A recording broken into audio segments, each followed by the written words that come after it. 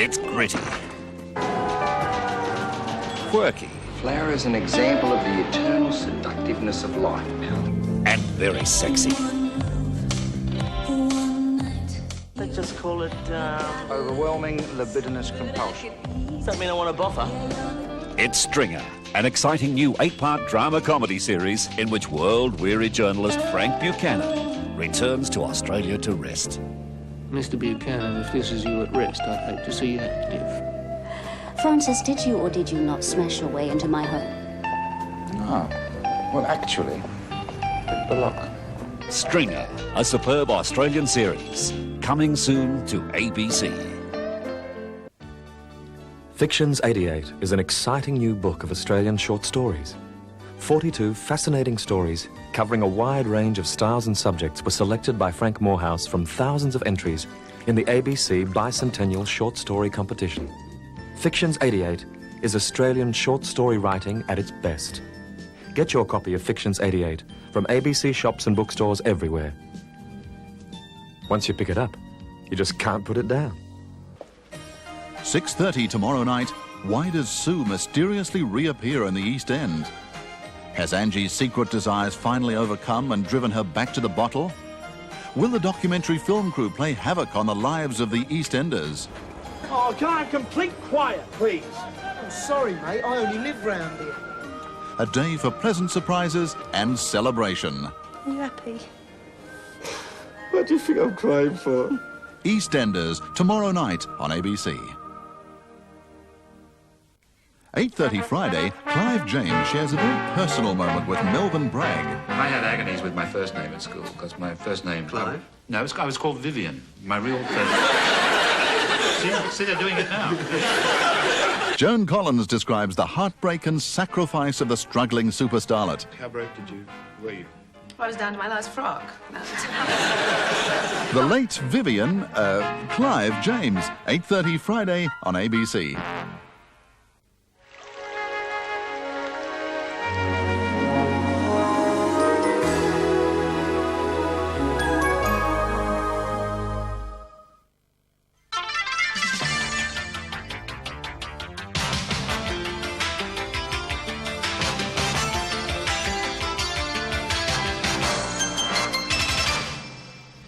Good evening. This is The World Tonight. Americans are approaching the midpoint of their presidential election year, still uncertain about who will carry the Democratic Party's standard. As Michael Dukakis and Jesse Jackson shape up for the all-important New York primary tomorrow, we'll be looking at how each of them has managed to tell the voters, "I love New York," and the story of a political exile who'd rather be at home and at prayer. The story of two political fortunes after the national news with Peter Collin. Good evening. Perth's Parry Corporation has sacked Mr Kevin Parry as its chairman and chief executive. Excuse me. The announcement came late today after a board meeting. The move follows a bid for control of the financially troubled corporation by the Hang Lung. The former general manager, Ken Court, is the new chairman and chief executive. The board resolved to change the chair, and that was done at the meeting. And the second question in relation to his ongoing role as a director, of course, is subject to the special meeting that's been requisitioned, and that's very much in the hands of all the shareholders to make that decision. Do you have a date set for that yet? You have 2 weeks after the arrival of the notice, so it must be within next week or so. We do have a date, and we'll be announcing that and the other details tomorrow. Like many Perth entrepreneurs, when Parry's Kookaburra Yachts won the right to defend the America's Cup, it seemed that he could do no wrong. One of the jewels in the Parry crown was the development of the $190 million Discovery Village entertainment project at Sydney's Darling Harbour. Parry borrowed heavily to build his empire, but few of his assets provided a cash flow. So, in the wake of the share market crash, he had to sell assets to survive, and he had to abandon the Discovery Village. Iranian forces are again on the attack in the Persian Gulf. In the latest incident, Iranian gunboats are reported to have fired on a tanker carrying the United Arab Emirates flag. It's the first incident since yesterday's clash between American and Iranian warships. The number of casualties is not known, but in the space of 12 hours, the Americans put 2 Iranian oil rigs out of action, sank a guided missile patrol boat and possibly 3 smaller attack boats, and severely damaged 2 Iranian frigates. The Iranians struck back at a US-owned oil platform, an American tugboat and a British tanker, and an American helicopter with 2 men on board is missing. This report from our Middle East correspondent, Peter George. It started with simultaneously, and 2 Iranian aircraft were chased away. But the Americans did allow a Belgian tug to move it towards the Syri oil field to pick up any survivors. Are we allowed to do firefighting? Over. This is U.S. Navy warship. You are allowed to pick up survivors, but no firefighting. Over. Iran's own response was not long in coming. For 3 hours, the oil rig came under Iranian fire. How long did the attack last? 3 hours. Very, very frightening. Later again, the Americans say they crippled 2 Iranian frigates which had fired at their planes near the entrance to the Gulf. The US aircraft hit the ship with laser-guided bombs and with rockets. The Iranians have just 4 frigates in their navy. The Iranians still deny that they did this tit-for-tat exchange when 10 American seamen were injured as the frigate Samuel B. Roberts hit a mine. As many as 10 new mines have been discovered in international waters in recent days, and they're being destroyed as they're found. President Reagan has described the American action as a measured response to the Iranian attacks. More from our US correspondent, Alan Hogan. At the White House, President Reagan had 2 messages for the Iranians. First, that America does not seek a wider war in the Gulf, and secondly, that it will respond to any attack. We aim to deter further Iranian aggression, not provoke it. They must know that we will protect our ships, and if they threaten us, they'll pay a price. Press spokesman Marlon Fitzwater said the Pentagon was prepared for the Iranians to shoot back, but he acknowledged that the fierceness of the Iranian response had caught America by surprise. At the Pentagon, Defense Secretary Frank Carlucci was asked for his response to the Iranian action. I'm not sure that it's explainable in terms of Western logic at this point. I have to only assume that it's some kind of a fanatical reaction or slavish obedience to a contingency plan. Washington believes that a power struggle at the highest levels of the Iranian government is behind today's duel in the Gulf. President Reagan plans to meet his national security advisors tomorrow to review the situation. But the prevailing view here is that America plans no further action unless provoked. Iran has effectively admitted suffering a major setback in its war with Iraq. Baghdad says its forces have retaken the strategic Four Peninsula at the northern tip of the Persian Gulf. The Iraqis say Iranian forces have been driven back across the Shatt al-Arab waterway, reportedly the first time Iraq has taken the initiative since the early years of the war. Tehran radio says Iranian forces in the area have been redeployed to new defensive positions. To Algiers and the Kuwaiti airline hijacking, where gunmen are demanding medicine to cure stomach upsets. Earlier, the hijackers forced a member of Kuwait's ruling family to make an emotional plea for an end to the crisis. This report from Neil Ross. As Algeria marked the start of the Muslim holy month Ramadan, so too did the hijackers. It's believed they're observing the tradition of fasting during daylight hours. But there was no sign of any softening aboard the plane that's become a prison. A voice panting with fear was heard. It was Fidel al-Sabah, a distant relative of Kuwait's emir. His voice, clearly that of a petrified man, trailed away, unable to continue. It was the latest psychological ploy by the 8 hijackers, who have shown as the days turn into weeks that they are masters of the war that's fought with... US car worker John Demjanjuk says he'll appeal against a court ruling that he was the notorious Nazi concentration camp guard Ivan the Terrible. A panel of judges found 68-year-old Demjanjuk responsible for the murders of tens of thousands of Jews. Demjanjuk, in tears and complaining of back pain, had to be carried into a holding cell while the verdict was read. We therefore find that the accused is Ivan the Terrible. Halfway through the 12-hour judgment, Demjanjuk's family walked out, saying the evidence had been cooked up by the Soviets to discredit Ukrainian exiles. Afterwards, the convicted man walked unaided from the court, still protesting his innocence. Next week he'll be sentenced, probably to life imprisonment. More changes in the air for the Australian television industry, with the federal government seriously considering pay television. Following debate in caucus today, it also plans to raise the television audience limit from 60 to 75%. More from Margot O'Neill. Federal Communications Minister Senator Gareth Evans denies the increased market means the government has caved in to the big end of town. This change was not made in order to suck up to any moguls. It was made in order to get more television with better local production values, faster to those Australians who want to watch it. It also means the three big networks won't have to sell off bits of their empires, such as Channel 7's Christopher Skase, who was in Canberra last week lobbying for today's change. But caucus had its price.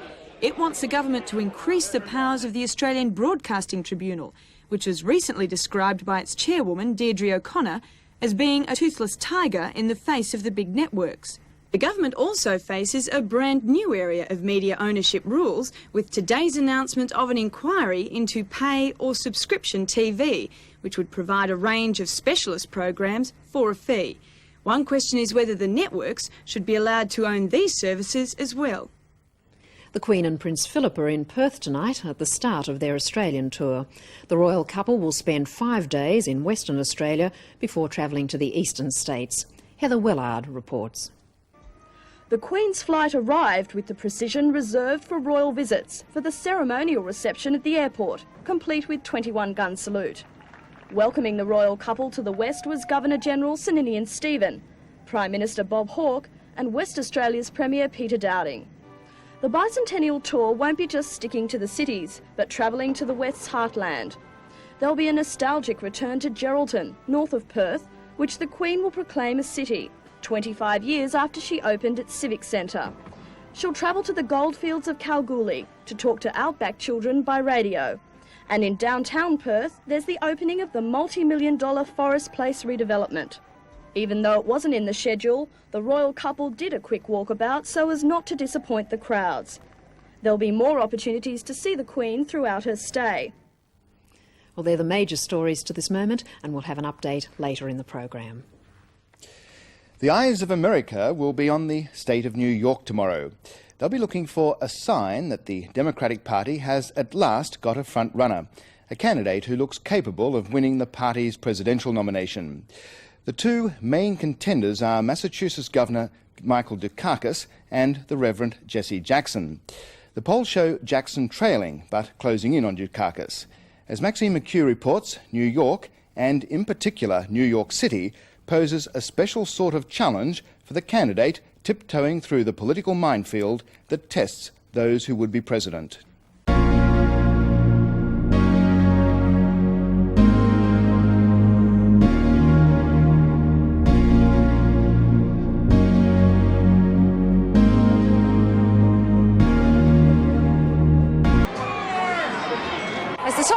You make it here and you make it anywhere. I tell you that this is the main event. Everything else now has just been an out-of-town tryout.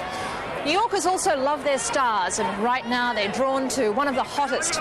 This primary isn't so much a contest among competing candidates as it is a referendum on the Reverend Jesse Jackson.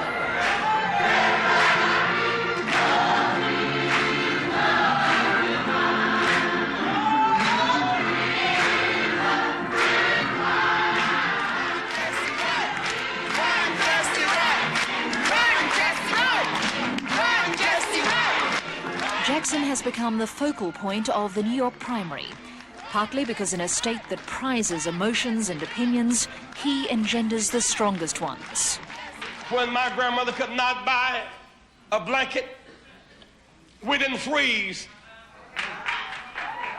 She didn't give up. We didn't surrender. She'd take pieces of coat and dress and slip, croaker sack, whatever she could find, different colors, different sizes, different shapes, wool, silk, cotton, burlap. And while they were apart, they were just rags. Hardly fit to wipe off your shoes with. But they didn't stay that way long. She would take sturdy hands, and strong cord, and hook up the wool with the silk, the red with the white, the black and the blue, and turn those odd patches into a quilt. Yes, sir. A thing of beauty.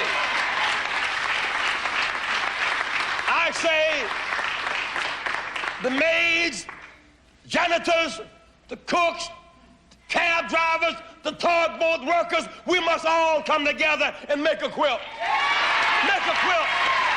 Make a quilt. It's rhythmic, poetic. From this Chicago preacher comes the music and hope of the pulpit, and the crowd is utterly seduced. To be at a Sunday morning church service or at a rally such as this is to forget that Jackson is trailing in the polls and to ignore the gigantic historical improbability of a black man ever being elected president. To be here is to believe, if only momentarily, in the unbelievable. He is alive and the others are half dead. That's not a plus in New York, is it? It's not a plus anywhere. In an age of packaged candidates, Jackson's great political plus is his authenticity, a factor acknowledged during the week by New York Governor Mario Cuomo. He is making of this race a manifestation of the American idea at its very best. Just by his success, he's reminding the whole world that in this place, this miracle of a place called America, you can start with no money, with no friends, with a number of palpable disadvantages, and by force of your own effort, your own persistence, your own courage, your own individual strength, and your ability to develop strength from the people around you, you can get to be president or so close that they put your picture on the front page of national magazines to explain this phenomenon. Don't forget, vote for the caucus! And in an election where every candidate seems to want to prove that their origins are more humble than thou, Massachusetts Governor Michael Dukakis should have no problems. The son of Greek immigrants, his own rise to political prominence is as much an American success story as is Jackson's. The governor's staff arrange endless photo opportunities in pastry shops and in Greek markets. Shall I hold them up? But Michael Dukakis never seems to know what to do. There's an awkwardness that reminds you that he's really a product of Harvard.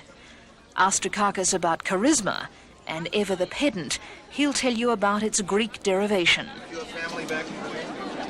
But the governor is clearly banking on the hope that Americans have tired of great communicators. Maybe. I would say that Jackson is like Cuomo and Reagan in the last campaign. They were the three most effective speakers. Reagan from his theater experience, Jackson from his church experience, and Cuomo from his court experience. And they were the three most effective speakers in the last presidential election. But this time there's only Jackson. Well, you've mentioned two of the biggest political successes in this country, Reagan and Cuomo. Can the big communicator factor work for Jackson? I don't think so. I think he needs a little more, plus the fact that he has racial prejudice working against him. He's getting more votes this year than he would have last time, but more support this year than he would have last time. But I still think that the prejudice factor plays an important part. If Jackson, by any chance, wins the Democratic primary, I think because of racial prejudice in this country, it means Bush will be president.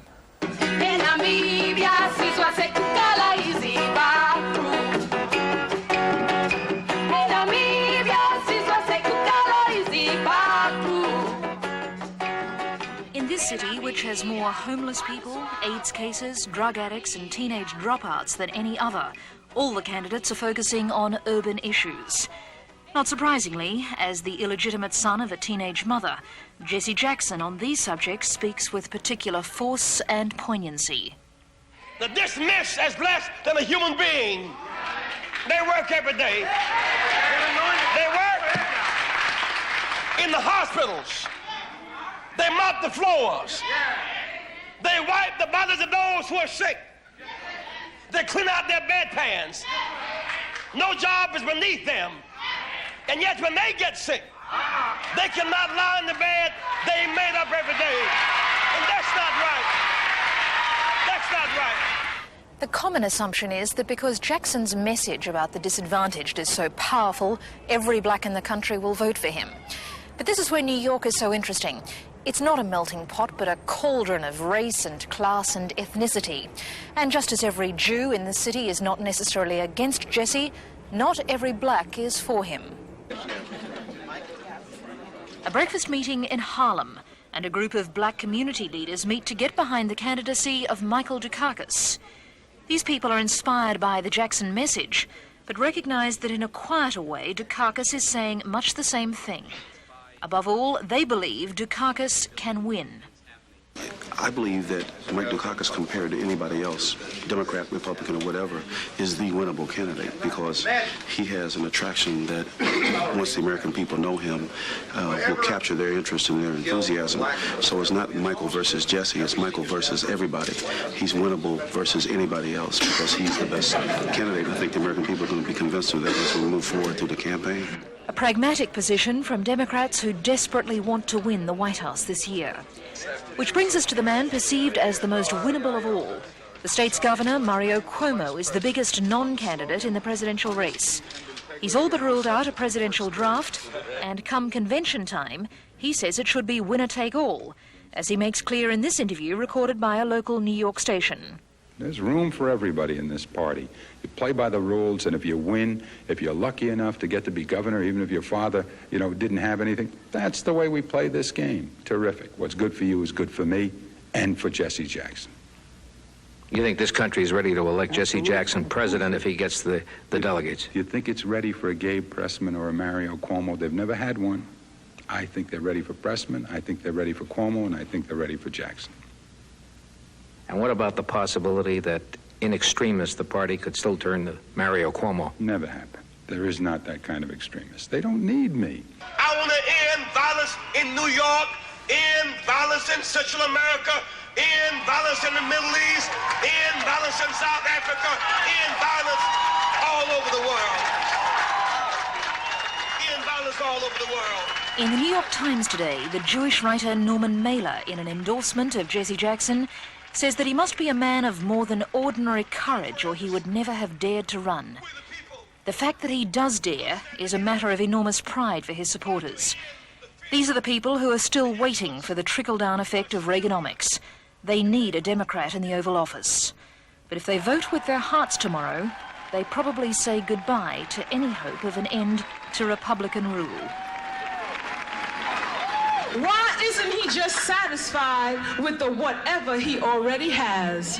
Why, in good old days of America, his kind were cut and hung for merely looking beyond their class. And then I guess, America, you're worried, and rightfully so it seems, about all those other black children who may start having presidential dreams.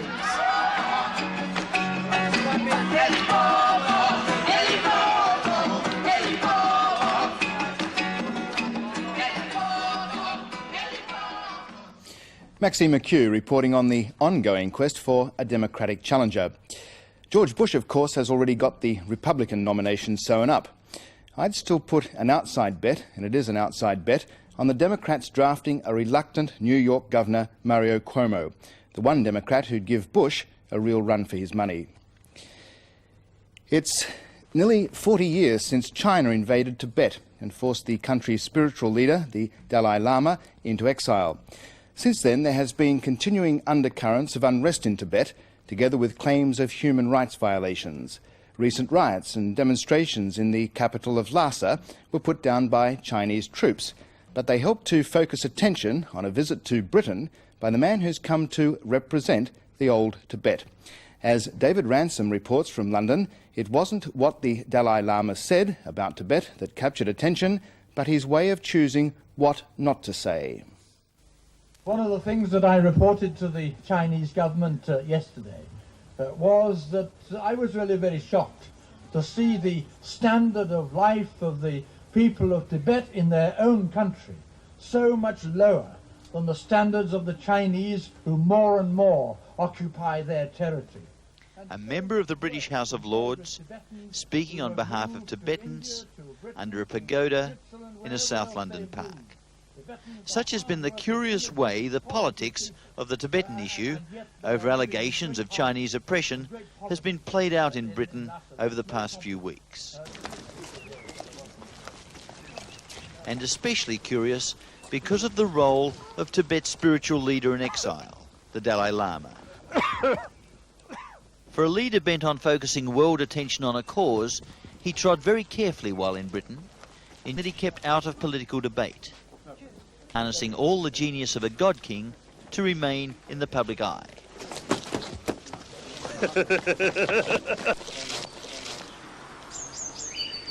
Such a strategy lent itself to settings like this, in Settlescombe, Sussex. The complete picture of Englishness, amid a spring atmosphere of tits and warblers, to which the Dalai Lama added his prayers during a visit to a nearby international children's village.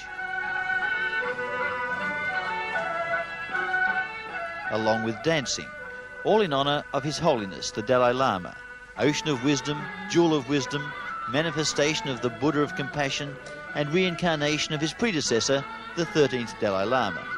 It certainly kept the emphasis on the spiritual. As for the Dalai Lama's thoughts about the plight of Tibet, the widely held view was that he simply was not permitted to say, his visit to Britain being conditional on his not speaking out politically, or at least not in a way that would offend China. A precondition the British Foreign Office claimed was offered by the Dalai Lama, but one widely considered to be a blatant gag imposed by the British government. I think to try and gag him on a visit to Britain is very demeaning, petty. I think it's a miserable act for them to have taken. Lord Ennals was speaking on his return from the Tibetan capital Lhasa. He claimed to have been one of the first outsiders allowed in since the demonstrations last month, in the wake of violence in October last year.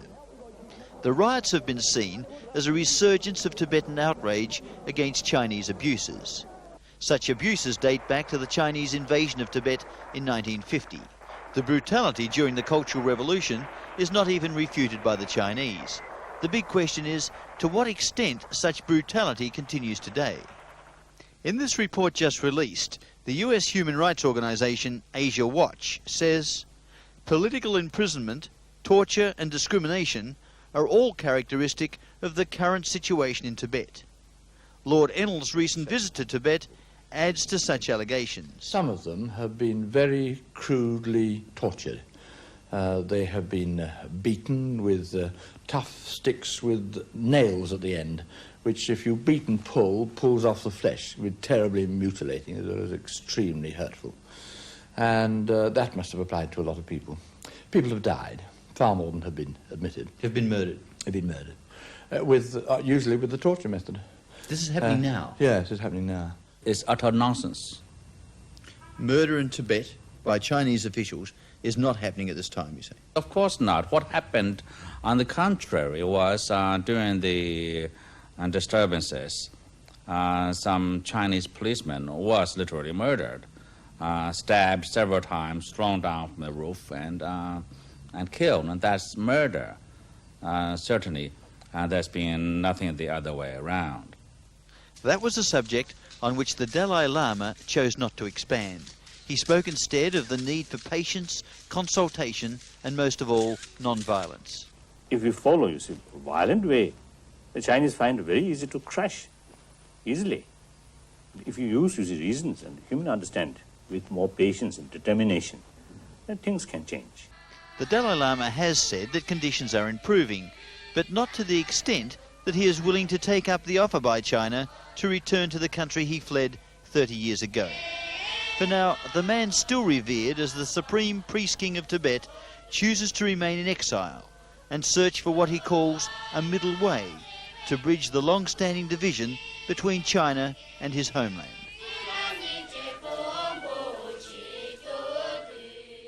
The Dalai Lama, the diplomatic exile. David Ransom reporting. Peter. And now to update tonight's news. Iranian gunboats are reported to have attacked another tanker in the southern Gulf carrying the United Arab Emirates flag. It's the first incident since clashes with US warships 24 hours ago. In Algiers, the Kuwaiti airliner hijackers are demanding medicine for stomach upsets, but still there's no sign of an end to the hijacking. PLO chairman Yasser Arafat says he'll not be attending Abu Jihad's funeral in Damascus, ruling out a graveside reconciliation with Syria's President Assad. And the Queen and Prince Philip are in Perth tonight at the start of their Australian tour.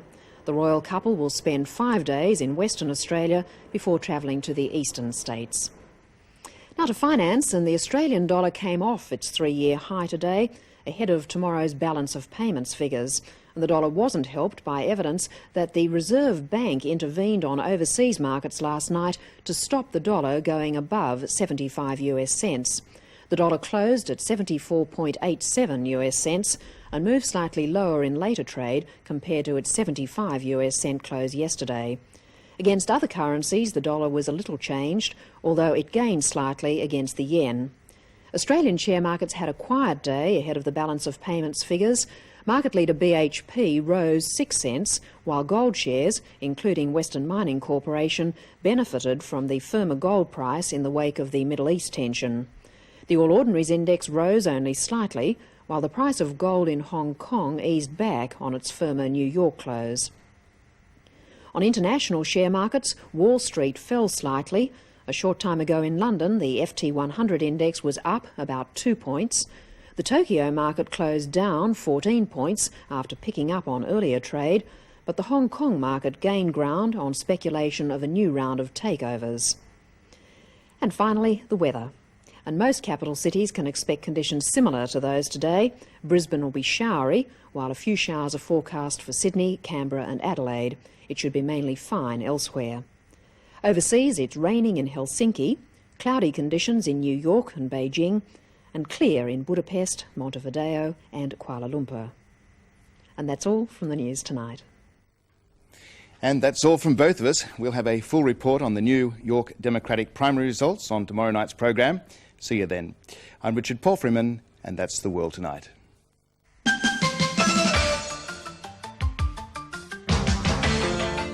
ABC Radio has news on the hour every day, and ABC Radio Current Affairs brings you AM, PM and The World Today. ABC Radio across Australia. Stay with us now for Rock Arena.